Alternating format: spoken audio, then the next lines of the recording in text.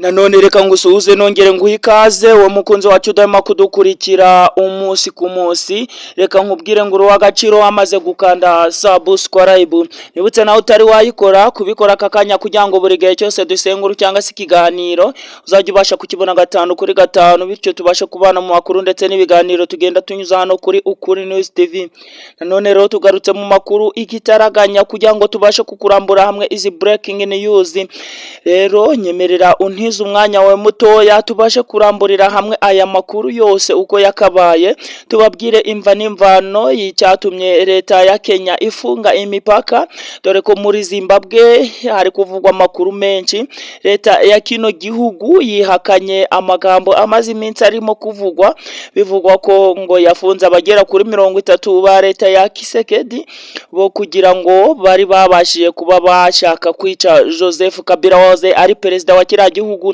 Turaza kwegera hariya muri Repubulika Iharanira Demokarasi ya Kongo, aho Depite Justin Bitakwira akomeje kugenda ahembera urwango hagati y'abarwanyi ba M23 ndetse n'ingabo z'igisirikare cya leta, aho kuri ubu ngubu ho yatangiye kugenda ashiraho amabariyeri ajya atandukanye hari muri Repubulika Demokarasi ya Kongo mu burasirazuba bwaho, kugenda ashiraho amabariyeri yo kureba neza niba ari abanyamurenge bakagenda babica mu buryo butandukanye. Kugeza ubu rero hari amakuru dufite aturuka hariya mu gihugu cya Uganda. Reka tubashe kuramburira hamwe aya makuru. Wowe utarakanda subscribe nyaboneka bikore aka kanya kugira ngo tujye tubasha kubana mu makuru ndetse n'ibiganiro tugenda tunyuza hano kuri Ukuri News TV. Nanone rero reka tufatanye turamburire hamwe aya makuru nguko mumaze kubyiyumvira. Reka duhere hano muri Zimbabwe, aho leta y'iki gihugu cya Zimbabwe yahakanye amakuru amaze iminsi avugwa ko ngo bafunze abagera kuri 30 bo muri leta ya Felix Antoine Kisekedi bahoze ari intumwa, ko yabafunze mu rwego rwo kugira ngo icungire umutekano uyu nguyu Joseph Kabila wahoze ayobora kiriya gihugu cya DRC. Ibi ngibi yabihakanye nyuma y'uko mu minsi ishize havugwaga amagambo avuga ko kugeza ubu ngubu leta ya Zimbabwe ifite abanyepolitiki bagera kuri 30 mu nama yahuje ibihugu bya SADC biri mu muryango SADC yari yabereye hariya muri Zimbabwe. Ahangaha rero ari naho habereye iyi nama. Leta ya kiriya gihugu yafunze abagera kuri 30 ngo bari bafite umugambi wo gushaka kuhitana Joseph Kabila, dore ko asanzwe atavuga rumwe na leta ya kiriya gihugu cya Kongo, aho mu minsi ishize twumvise abarimo Felix Kisekedi ndetse n'abarimo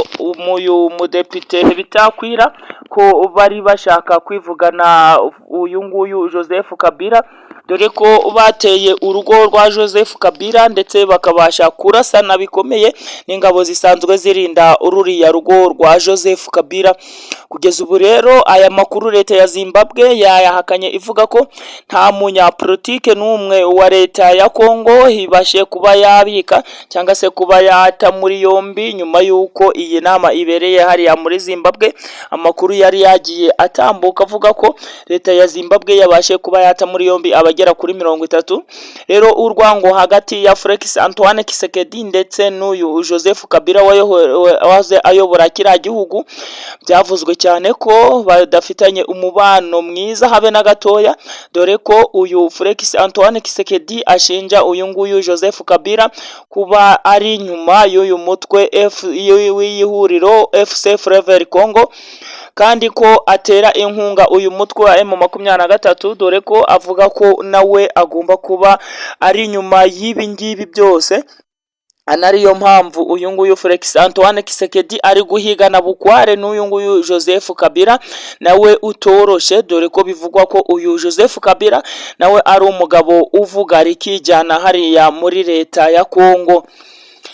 Reka tuve hariya muri Kongo tubabwire ko uyu nguyu depite Bitakwira, uyu nguyu Justin Bitakwira rero akomeje kugenda ahembera urwango hariya mu burasirazuba bwa Repubulika Iharanira Demokarasi ya Kongo,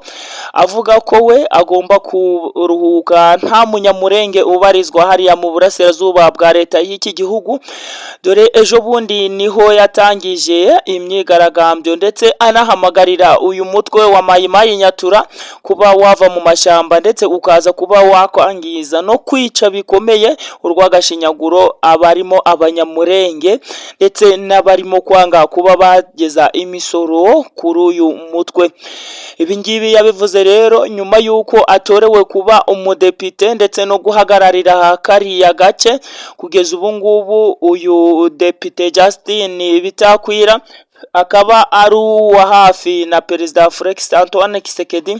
dore ko bivugwa ko ashobora kuba ari n'umujyanama we wa hafi. Ibi ngibi rero yabivuze arimo kuhamagarira uyu mutwe wa Mayimayi Nyatura kuba wava mu mashyamba ndetse ukaza kwica urupfu rw'urubozo abarimo abanyamurenge, dore ko batangiye kugenda bashyira amabariyeri ahantu hagiye hatandukanye, dore nk'agace ka Munene ndetse Mihimba, Skwima ndetse na Mukera, Kadete ndetse na Kanete ndetse na Rambo ndetse n'ahitwa Kanande. Ubu ngubu aho hose hakaba hari amabariyeri. Buri muturage wese wa kiriya gihugu cya leta ya Kongo akaba agomba kwishyura byibuze amafaranga agera ku 1000, dore ko iyo utabashije kuba wayishyura bagenda bagukorera iyicaruzubozo ndetse bakagukorera ibikorwa bibi cyane, dore ko bagenda bishyuza abanyameresitora banagenda babacucuraho utwabo, ibintu abaturage bavuga ko ibi ngibi bamaze kuba babirambirwa ndetse ko leta ya Felix Tshisekedi, leta ya Kongo igomba kuba yagira icyo yabikoraho ndetse ubutegetsi bwa Kinshasa bukabasha kuba bwagira icyo bubikoraho byihuse, kubera ko barambiwe ibi ngibi, barambiwe ubu bwicanyi, kwica bagenzi babo barimo kureba. Reka tuve hano mu burasirazuba bwa Kongo twerekeze muri Kenya. Leta ya Kenya yafunze imipaka ya kino gihugu kugira ngo hagabanwe ibyinjira muri kino gihugu rero, dore ko yatangiye ivuga ko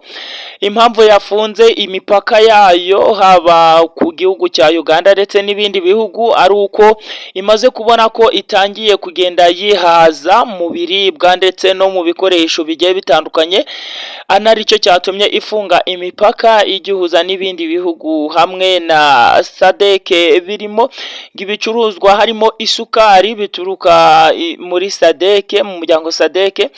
bigomba kuba byahagarikwa kwinjira muri kino gihugu cya Kenya. Ibi ngibi ngo yabikoze mu rwego rwo kugira ngo babashe kwishakamo ibisubizo ndetse ko banihagije mu biribwa bigiye bitandukanye ndetse n'ibindi bikoresho, anariyo mpamvu yafunze imipaka,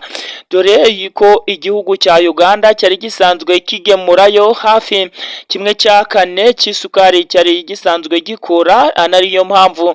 leta ya kino gihugu cya Uganda yahise igiramo ikikango, dore ko yahise ivuga ko ibi ngibi bitagakwiye, yakabaye yaramenyeshejwe mbere y'igihe ikabasha kuba yashaka andi masoko agiye atandukanye mu bindi bihugu, dore ko iki gihugu cya Kenya cyari ikinyamuryango cyangwa se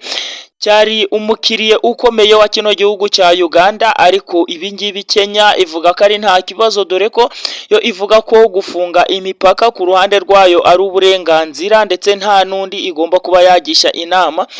Reka tukubwire ngo andi makuru yo ni mu kanya gatoya, wicyo usabwa no gukanda subscribe ndetse ugasiga n'igitekerezo cyawe hepfo muri comment, tukazajya tubasha kubana mu makuru ndetse n'ibiganiro tunyuza hano kuri Ukuri News TV. Njyewe nitwa Sindingabo Fred, ndabakunda cyane, ciao.